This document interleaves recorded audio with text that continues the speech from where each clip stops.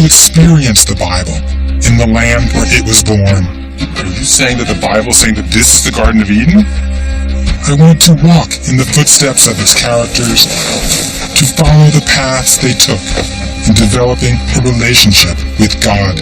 What you found indicates that the ark came to rest on this mountain. Yes.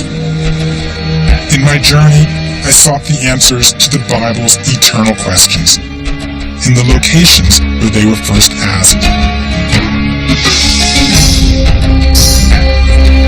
I'm a man of the desert. Well, I'm a man of the map, and the map doesn't know where we are. Well, map is not here right now. Just trust me. My quest began in the birthplace of civilization, the ancient rivers of Mesopotamia, where the Bible sets the story of creation. God said, "Let there be light," and there was light.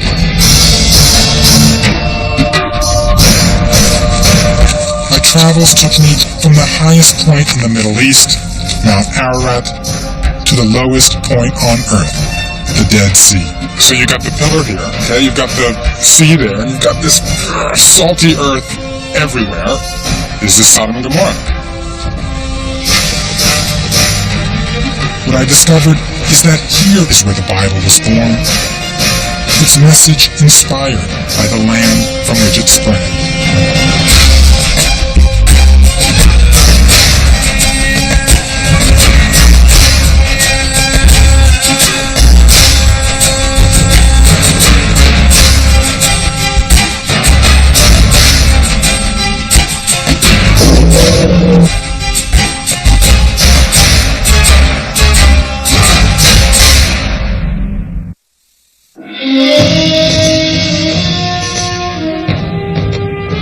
The Bible is a living story. It is a tale of good and evil, love and hate, slavery and freedom, and above all, the worship of one God.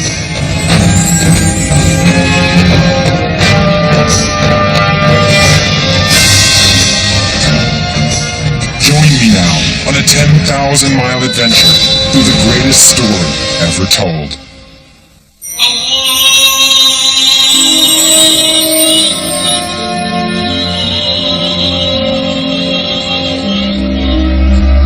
Jerusalem, one of the oldest and holiest cities on earth.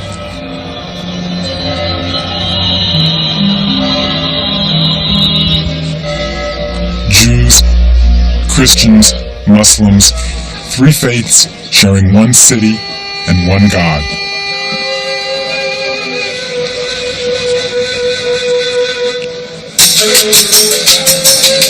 And the place that brought me back the Bible.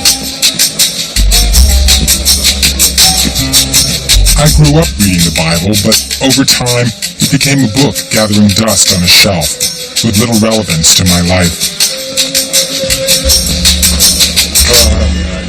This is here. Could I have 100 grams? I was more attached to things I experienced firsthand. As a writer, I traveled around the world, immersing myself in different cultures. Japan, England, country music, the circus, and then wrote books about them.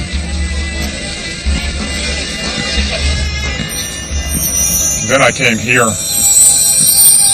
A friend of mine was giving me a tour of the city, and he brought me to this spot and pointed to that golden dome. That's where Abraham went to sacrifice Isaac, he said. It just struck me. You mean those stories are real? They happened in real places I can visit and feel? I had an idea. What if I walked the Bible? What if I actually went to the places where its stories occurred? Could I find the Garden of Eden? Climb the mountain where Noah's Ark came to rest? Travel the path that Abraham took to the Promised Land? Few people thought this was a good idea. It was too risky, they said. Actual archaeological evidence of these places is difficult to find. And most of the ancient sites are located in the region of today's greatest conflicts. I sought the advice of the esteemed archaeologist Trudy Dotan. She'd spent her life working to unearth the secrets of this ancient land. Well, it's a bizarre idea, I would say. And can you do it? It's a good question. It's not one of the easiest things. She suggested I take someone with me. Maybe there is one person that I know very well. Since he was a small boy, coming here already 3-4-year-old, interested in archaeology, and both my husband and I are archaeologists. And he has really seen these places and knows them, and knows the Bible, and knows the terrain, and knows the background, the history. It's very alive with him. Avner Goren is an archaeologist, an adventurer. He speaks 5 languages. For 15 years, he was the chief archaeologist of the Sinai Desert. Avner knows every grain of sand in these deserts. He knows every verse of the Bible. He knows every inch of the Middle East. And I'd find he knew the answers, even when I didn't know the questions. Hey, I'm a man of the desert. Well, I'm a man of the map, and the map doesn't know where we are. Well, map is not easy enough. Just trust me. When you read a great book, you start at the beginning. In this case, the first 5 books of the Bible, also known as the Torah. I was surprised to find that the first words in the Bible are actually said far from the holy city of Jerusalem. Avner led us to eastern Turkey.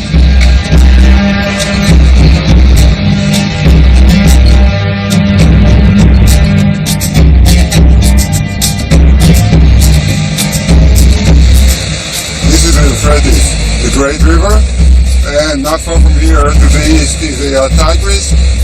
The Greeks called this piece of land Mesopotamia, the land in between the rivers. And here everything started. The Tigris and Euphrates are not long as rivers go, but they are strategically placed. They were why we had come. The most important revolution in history, Avner said, the agricultural revolution, occurred on these riverbanks over 10,000 years ago. For more than 1 million years, humans had survived by wandering from place to place, hunting and gathering. Now they began to settle in one place. I asked Avner why he thought these rivers were so important. They are important because civilization started here 10,000 years ago when people started to cultivate around here using the water of the rivers for agriculture. The life changed completely. They didn't have to hunt, they didn't have to gather. They started to live in one place and cultivate the area around. And what they got then, something that they never had before. That is free time. What they did with that free time was tell themselves stories.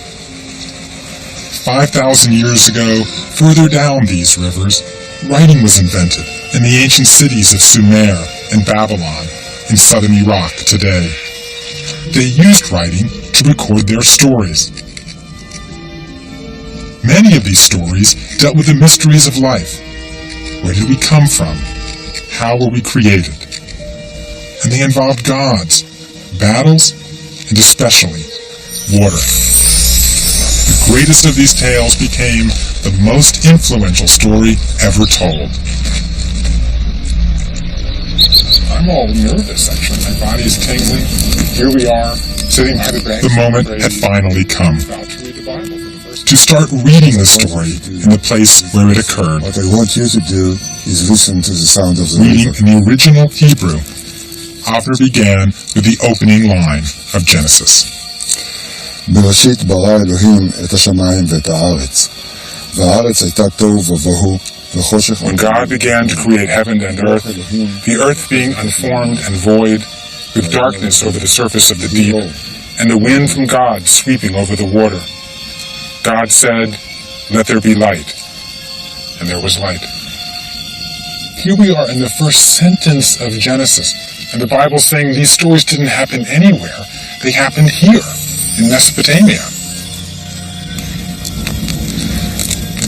I always thought the Bible happened in some netherworld, before time, before place. I'm beginning to realize that the imagery of creation, the idea of earth emerging from a watery chaos, Even some of the words themselves come directly from Mesopotamia. You'd think this might undermine the Bible, but to me, it actually makes it more appealing. It connects the Bible to the world around it. It introduces this new element that's different from all those stories. God.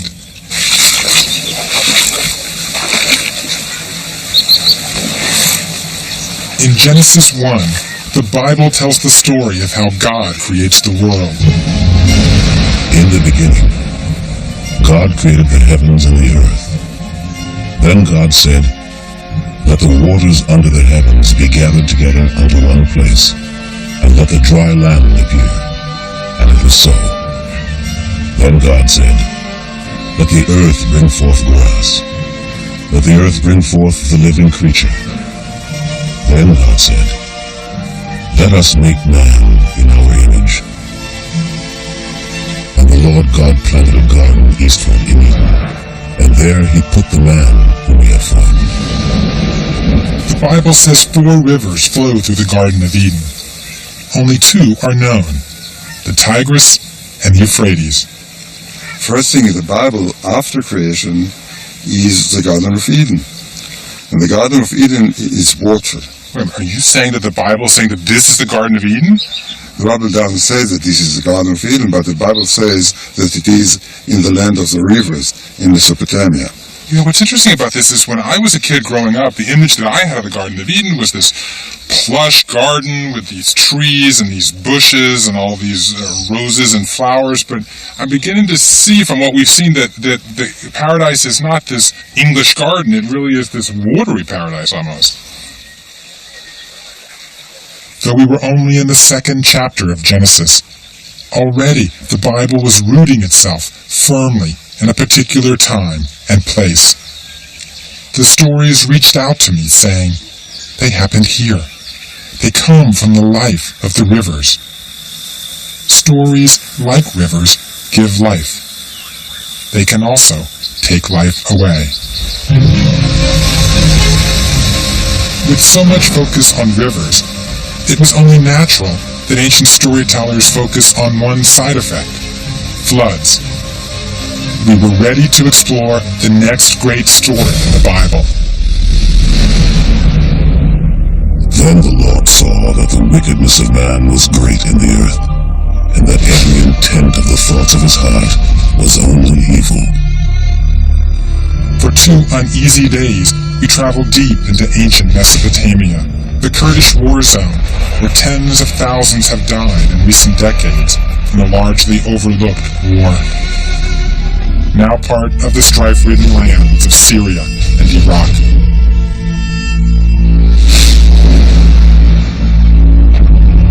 And the Lord was sorry that he had made man on earth, and he was grieved in his heart. So the Lord said, "I will destroy man whom I have created."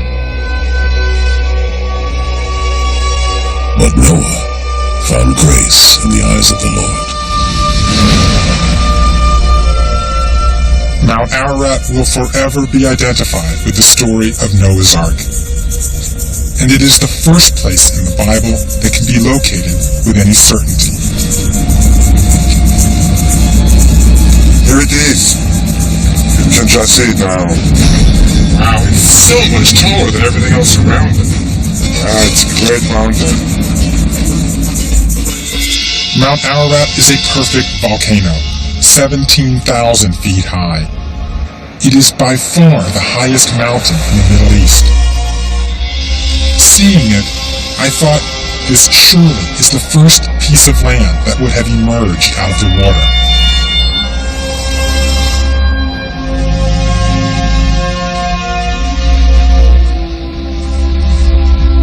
Though we were driving into the ancient past, the mystery of Ararat is still part of the present.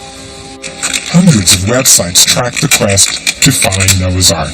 So for as long as the story has been told, people have been trying to figure out what happened to the Ark. So if I type in here Noah's Ark search, look at all that, click on this. So here's a list. It's like 20 people. It looks like Marco Polo was here in 1254. In 1917, Tsar Nicholas led an expedition. They said his daughter, Anastasia, actually wore an arc necklace. And then it looks like all these pictures were taken in the 50s. And then, even as late as 1977, it looks like Jimmy Carter flew over the mountain on his way to meet the Shah of Iran. Today, Mount Ararat continues to beckon. But the Turks have officially closed off the mountain, in part because of smuggling into Iran. But unofficially, I was told if I wanted to set foot on the mountain with any degree of safety, I had to see one man, a Kurd who was the unofficial mayor of the mountain. He supposedly knew how to get such things done. And today, he was at a wedding. Before he would meet with me, though, I was told I must dance.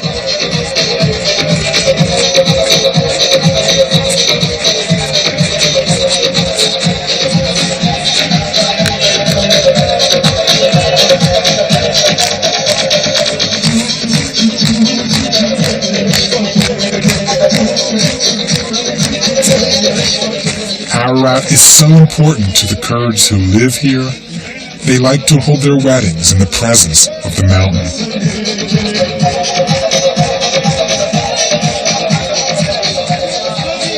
The man of mystery finally appeared. He wouldn't tell me his name. He was known simply as Parachute. He wouldn't confirm rumors he had found Noah's Ark. He wouldn't even talk about Mount Ararat. But he would take me, he said, for a price. The following morning, we took off for the mountain that the Turks call Agri Dagh, the mountain of pain. Without Parachute's protection, I knew we could be arrested, or worse. The previous day, a visitor had died on its slopes. Noah's challenges, of course, were even greater. After tapping Noah, God instructs him to build an ark, which he should fill with 7 pairs of clean animals, presumably those considered kosher, and 2 of every other animal. Noah was 600 years old when the floodwaters were on the earth. Every creeping thing that creeps went into the ark 2 by 2. Male and female of all flesh went in as God had commanded him. Now the flood was on the earth 40 days, and the waters prevailed in the earth 150 days.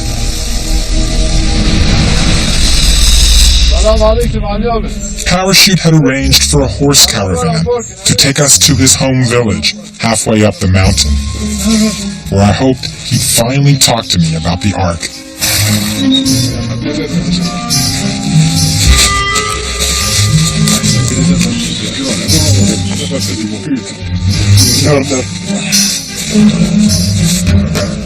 As we trekked, I pondered the mysteries of the story. For starters, where did all the water come from? Underwater volcanoes? Melting glaciers? And how did Noah build such a big ark? As for size, the Bible says the ark should be 300 cubits long, 50 wide, and 40 tall. A cubit's the length from your elbow to your middle finger. Using 18 inches, that means the ark would have been the size of a soccer field 4 stories tall. That means the ark, built without metal, was half the size of the Titanic. Most scholars, like Avner, consider the numbers of the Bible to be idealized. But this has not deterred enthusiasts. One issue, how could Noah save every species of animal? One theologian suggests that with common ancestry, Noah would have needed 3,700 mammals, 8,600 birds, and 6,300 reptiles. So could one family and all these animals fit onto one boat? With the animals, one study concluded birds and rodents would have been on the top deck, lions and tigers on one side of the second deck, hippos and rhinos on the other, elephants and giraffes in between. The bottom deck would have been empty because during their year on the Ark, the animals generated 600 tons of manure. In my head, I could easily dismiss the idea that a wooden boat could survive thousands of years. Yet now that I was here, I couldn't resist the romance of the quest, which may be what Parachute was banking on. He claimed that during a climb up the North Face a few years ago, he found a piece of wood, 5,000 years old, that was part of Noah's Ark. At a rest stop, I tried to get more out of him. So first of all, where is this thing that you found? It's not necessary to tell the people. You believe that what you found indicates that the Ark came to rest on this mountain. Yes. So will you take me there? No. Will you show me pictures? No. I'm not sure I believe you. As you like it, you don't have to. But if you believe something, you must believe in your feeling. We're halfway You up don't the have to mountain. believe, and I don't want to show you. It's impossible. Our conversation left me unnerved. The chances that Parachute had found remains of Noah's actual Ark seemed remote. Besides, as the unofficial mayor of the mountain, he had a vested interest in promoting tourism.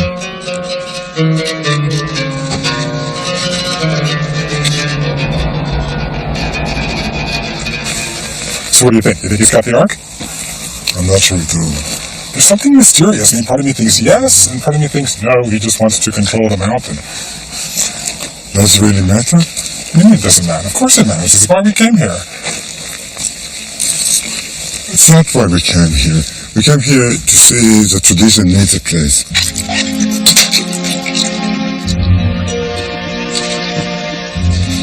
Maybe Avner was right.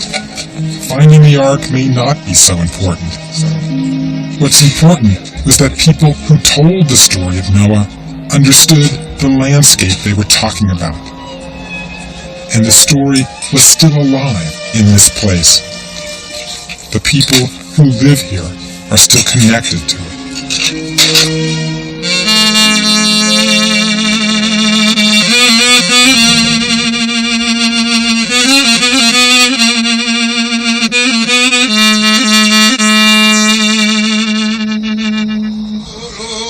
That night, we were invited to hear a singer recounting the local legends of the mountain.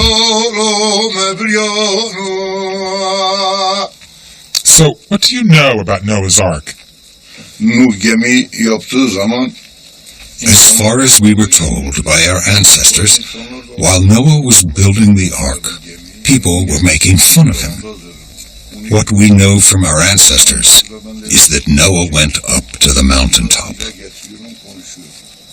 So that would have happened 5,000 years ago to Noah. Do you think that the spirit of Noah still lives on this mountain?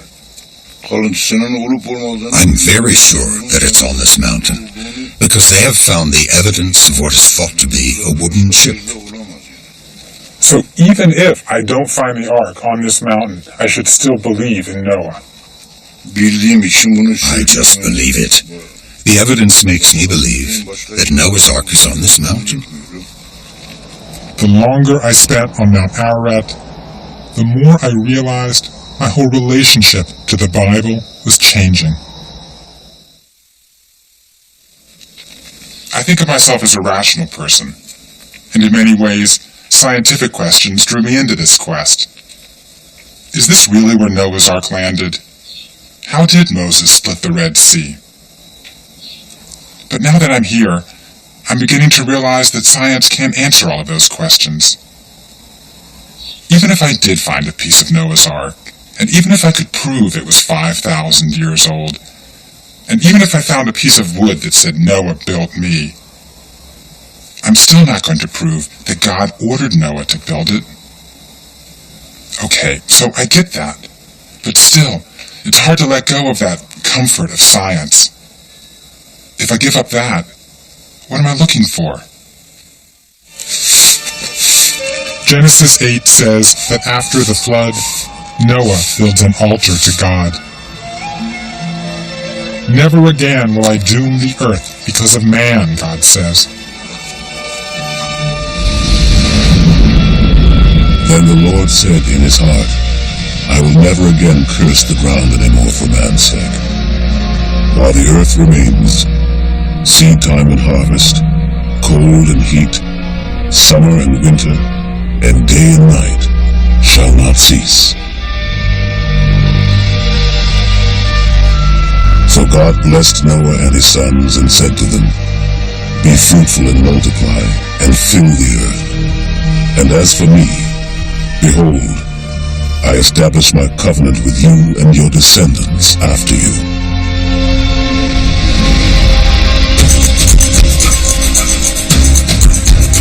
After Noah, the Bible turns in a new direction, to the family that will dominate the story for the next 2,000 years. We headed southwest across Turkey, toward the Syrian border. Our destination was the town of Samli Orfa. For 10 generations, Noah's descendants multiplied, the Bible says, moving northeast through Mesopotamia.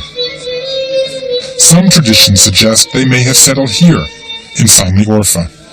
Today, Samli Orfa is a frontier town, filled with places for travelers to rest and replenish their spirits.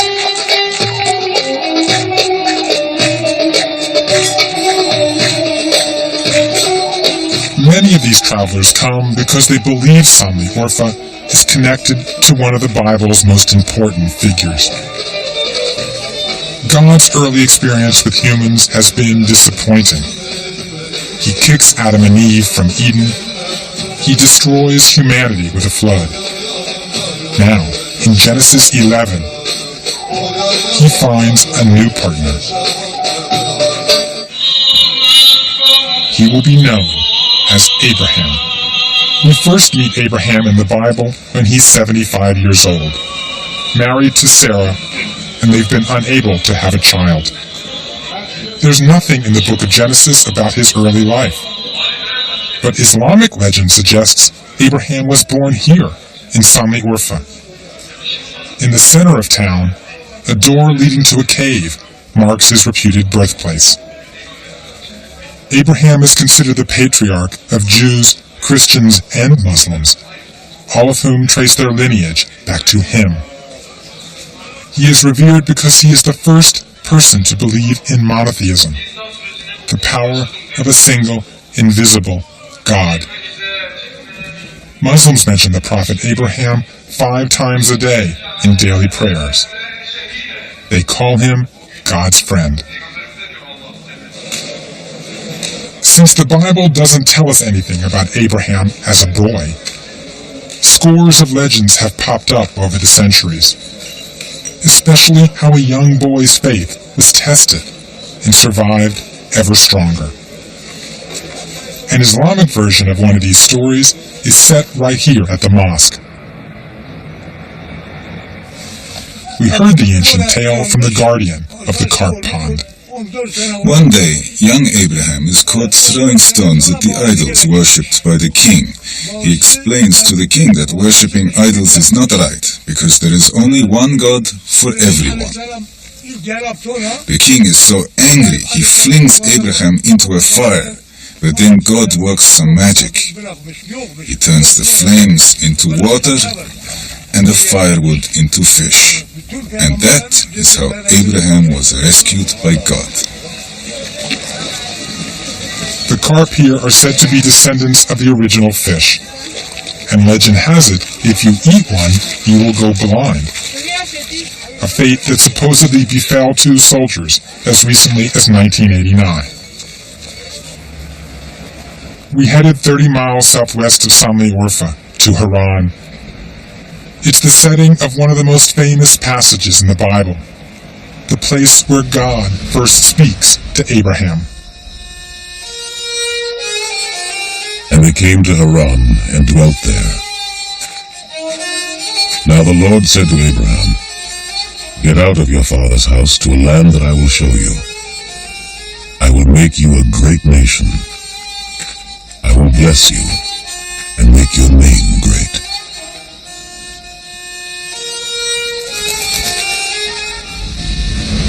One of the oldest cities on earth, Haran was abandoned at the time of the Crusades. In the early 1900s, the site was rediscovered.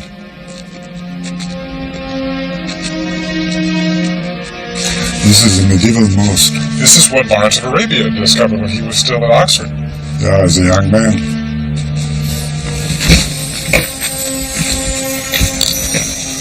Haran was a large and thriving metropolis that stood at an important crossroads in the ancient world. Scholars agree that Abraham would have lived here around 4,000 years ago. It might have been drought or other hard times that brought him and his family across the desert to Haran, where they settled down.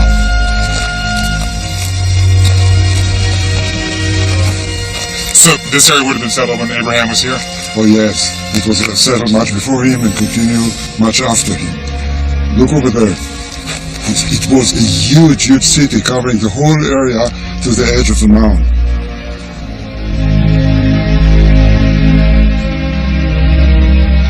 The nearby village seemed frozen in time. These mud brick huts were built centuries ago. Inside one of the houses, we met a local singer, blind since birth, who had written a special tribute to Abraham. He sang of Abraham's belief in God, the one true God who created the world. For him, Abraham's legacy is forever connected to this land.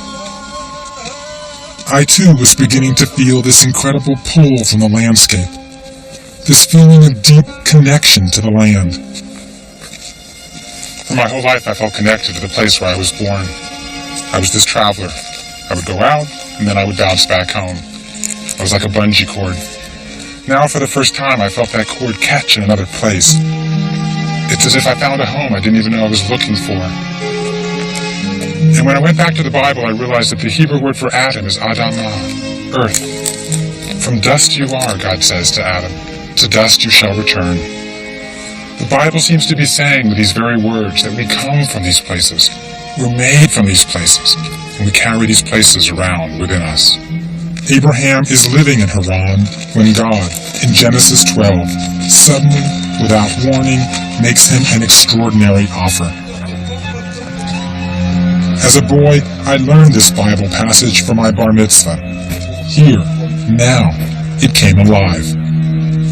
The Lord said to Abram, "Go forth from your native land and from your father's house to the land that I will show you. I will make of you a great nation, and I will bless you."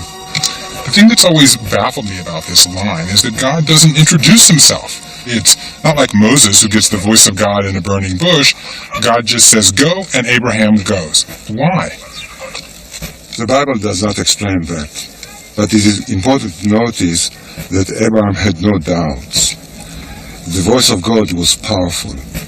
He had faith.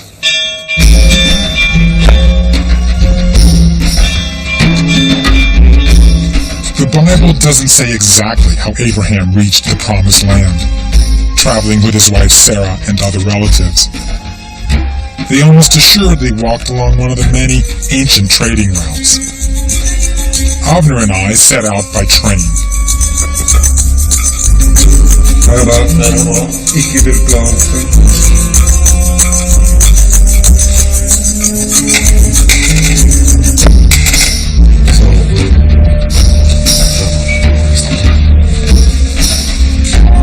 Abraham's journey marks an end to the phase of the Bible that takes place in Mesopotamia. In obeying God's command to go forth, Abraham was leaving an area that was the core of civilization to a place that was just emerging.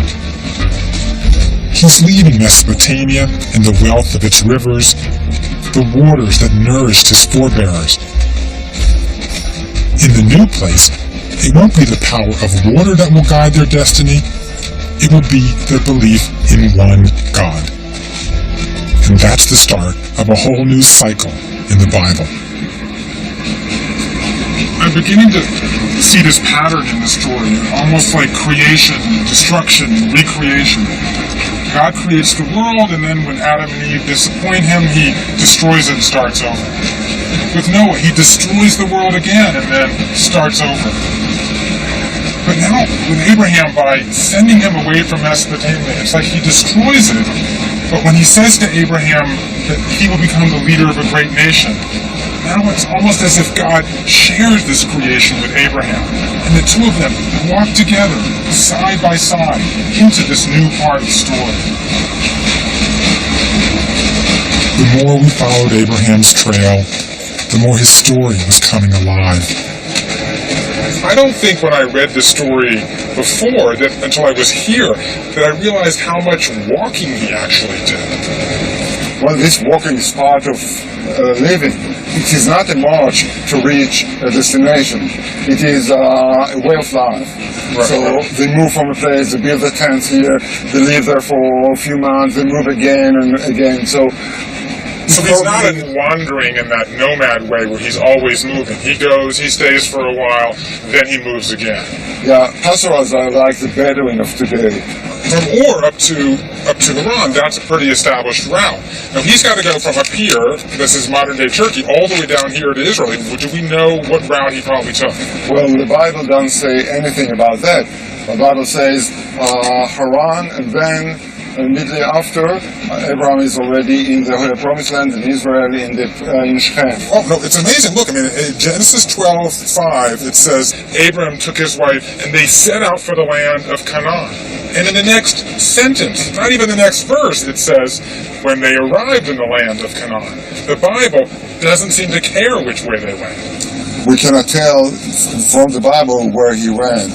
And it doesn't matter very much. So looking at the big picture, you've got here Mesopotamia, big empire. You've got Egypt down here, big power. Egypt would come and try to control the Promised Land for a while. Mesopotamia came and pushed them back and forth. So comes the moment when God wants to promise this land, or some land, to Abraham. He chooses this land because this land is occupied. It's got an empire. This land is occupied. It's got an empire. He chooses this land because really it's the only place that Abraham could reasonably be expected to control something. It is also the only area in the whole region that doesn't have such a well-established faith and gods of its own. It's a fresh, new place that can be established again. For the first time since we started, I felt a sense of contentment and peace. It wasn't just what I was learning about the history of the Bible. The landscape itself was beginning to give me answers. Answers to some internal longing I hadn't even identified.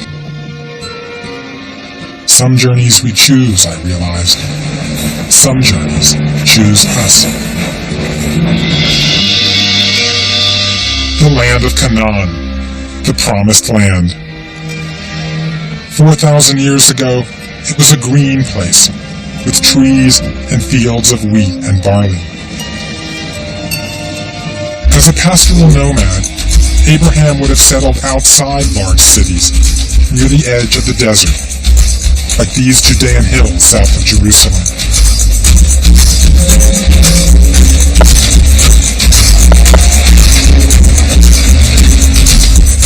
We were headed for a rendezvous with an old friend of Avner's, the noted archaeologist, Gabi Barkai. So Abraham may have been born around... I asked Gabi what the land would have been like 4,000 years ago. It is a period which is rich in historical data. It is rich with artworks. It is rich with urban construction. We have massive fortifications. Whether this is the period that Abraham witnessed, I don't know. I wasn't there. And Abraham took Sarah his wife, and Lot his brother's son, and all their substance that they had gathered, and the souls they had gotten in Haran. and into the land of Canaan they came.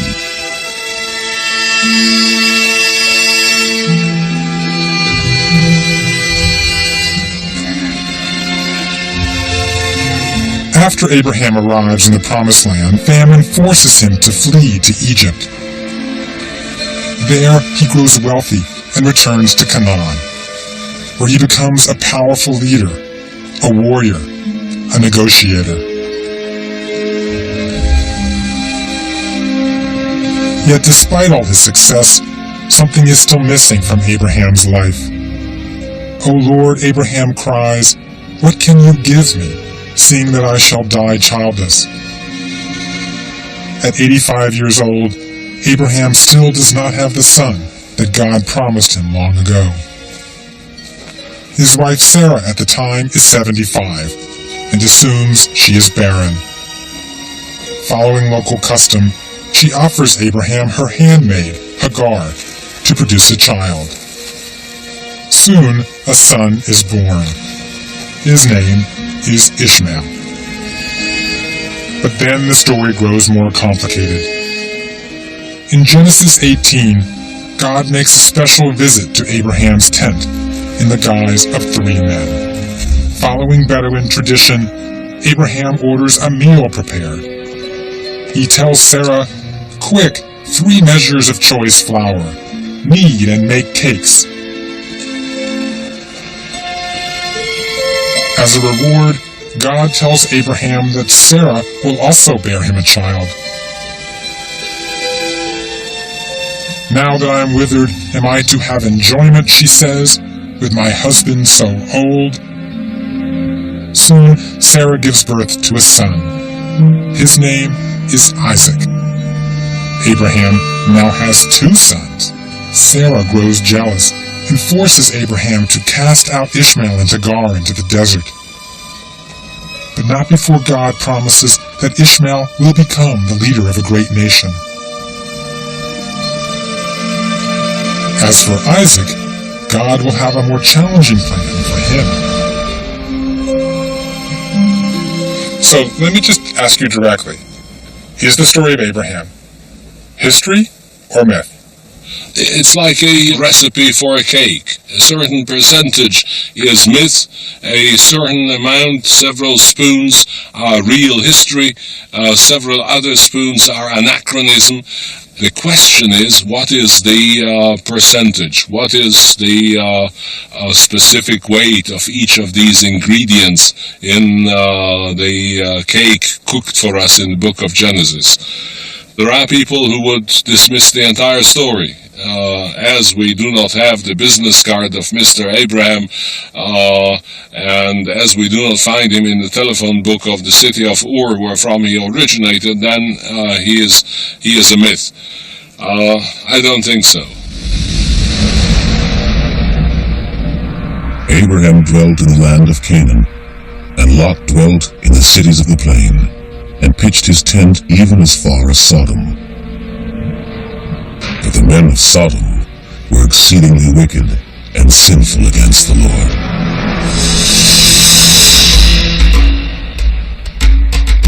The story of Abraham now led us to a place the Bible calls the Salt Sea, and we now call the Dead Sea. 310 meters, that's over 1,000 feet. That means we were in Mount Ararat, that's the highest spot in the Middle East. And we are now approaching the Dead Sea, which is the lowest place of the Middle East and the world. Abraham's nephew Lot lives in the town of Sodom, one of the biblical sin cities, whose location has long been unknown. At the southern tip of the Dead Sea, Avner led me into a rare geological formation. Because the Dead Sea is so low, the water evaporates rapidly. The sea is 25% solids, 6 times saltier than the ocean. Now let me see if I can understand this. So you're saying that the Dead Sea, which is here, it pushes down on this layer of salt underneath the Dead Sea. And those layers comes out along the fault.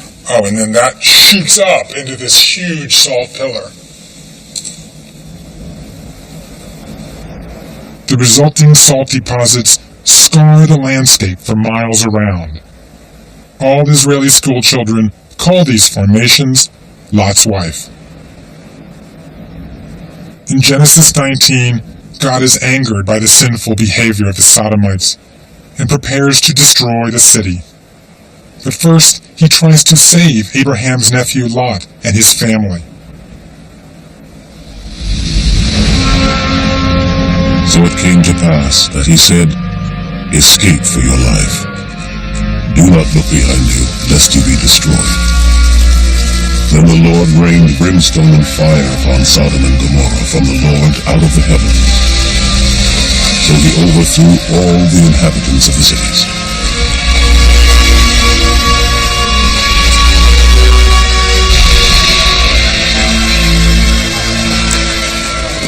But Lot's wife looked back behind him, and she became a pillar of salt.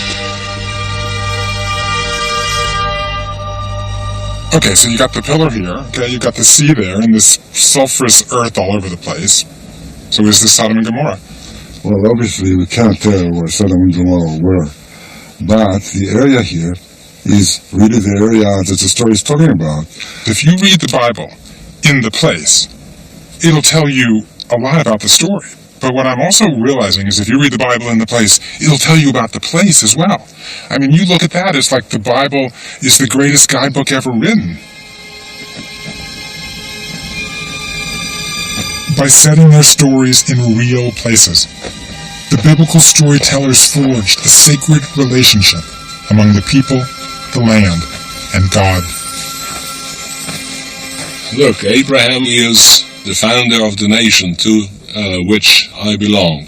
He is the founder of the monotheistic belief. Just think about a man who, just at the order of God, packs up and goes to a foreign land about which he doesn't know a thing. This is the father of all believers. He is a symbol, and in his light we walk for millennia.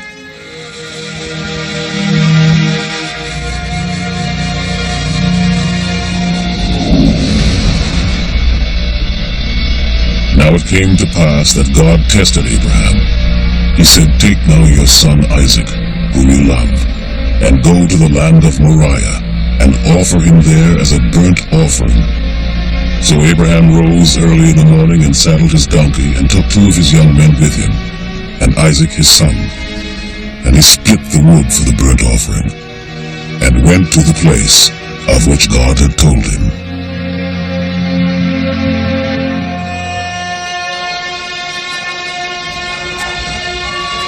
Our journey led us back to Jerusalem, believed to be the very place where God gives Abraham the ultimate test of faith. We decided to walk to the actual site where it may have happened, the Temple Mount, following the route Abraham might have taken. We arrived at Jerusalem's Dung Gate, one of 7 gates into the Old City. 2,000 years ago, these stairs led to the sacred site of the Temple, the Jewish holy shrine first built by Solomon. Jesus would have walked this same route during his visits to the city. Our pursuit of Abraham led us to the Jewish and Muslim quarters, toward the Church of the Holy Sepulchre, which is located in the Christian quarter. So this distinction between the Jewish quarter, the Muslim quarter, the Christian quarter, and the Armenian quarter, when was that made?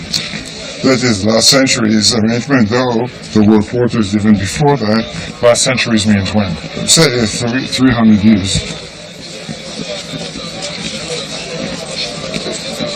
The church is divided into different areas, each controlled by a rival Christian denomination.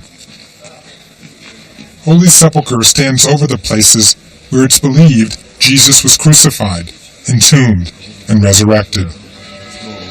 From the earliest years of Christianity, parallels have been drawn between Abraham's near sacrifice of Isaac and God's sacrifice of Jesus.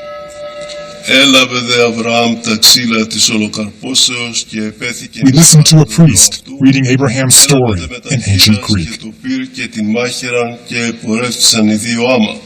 Είπε δε Ισαάκ προς Αβραάμ τον πατέρα αυτού. And Abraham built an altar there, and bound Isaac his son, and laid him on the altar. And Abraham stretched out his hand and took the knife to slay his son.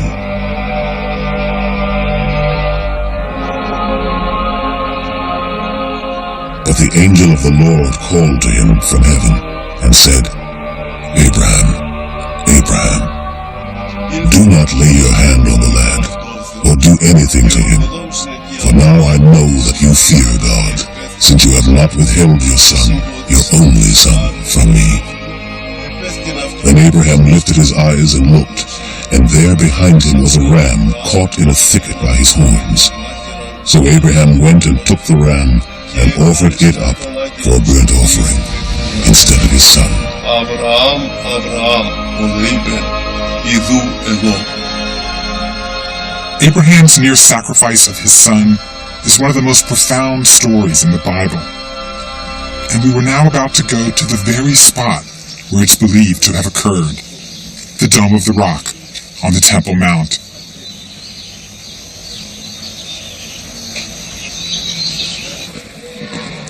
Because each religion considers it so sacred, the Temple Mount has become a notorious symbol of tension among Jews, Christians, and Muslims.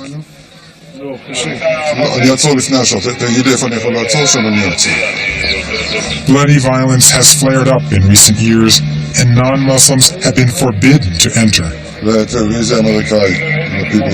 Security was tight.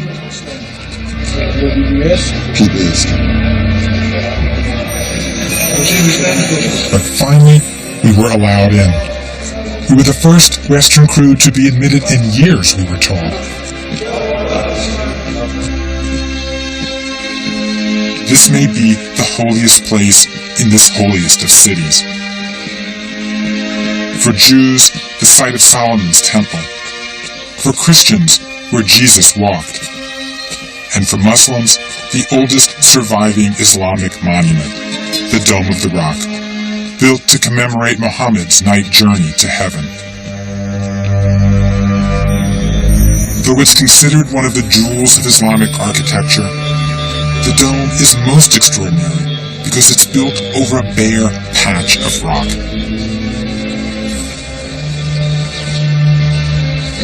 On this very spot, Abraham is believed to have brought his son Isaac and prepared to follow God's overwhelming command. And therein, I realized, lay the power of the story. As we read it, we can't help but ask, what would I do in this situation? You used to take these biblical walks with your father. What did he think of Abraham almost killing Isaac? My father loved this story because it was the peak of Abraham's experience. In Haran, Abraham had a test of faith, but he got something in return, a nation. Here, he did it with no return. It was pure faith. But there is this question. You're a father, you have a son and 2 daughters. Would you do it? Would you kill for God? I don't know. For me, Abraham is unique, very special. That was the beginning. And I believe that today, God wouldn't put such a challenge in front of anyone. For me, the answer to the specific question didn't matter so much as the fact that it forced me to examine my own relationship with God. When I first set out on this journey to the roots of the Bible, I didn't know what to expect or what I would find. And now, though I'm only partway through, the Bible no longer seems distant to me. The stories are not happening to some faraway people in some long-ago place. By visiting these places, I feel like I've entered the Bible.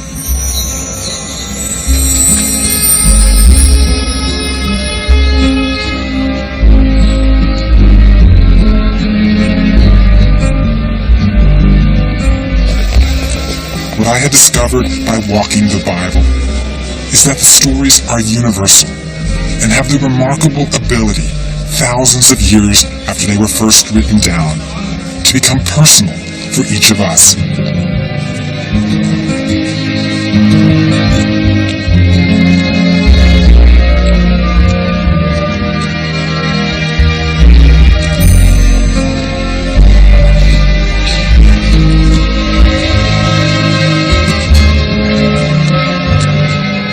My geographic adventure was turning into a very different kind of journey.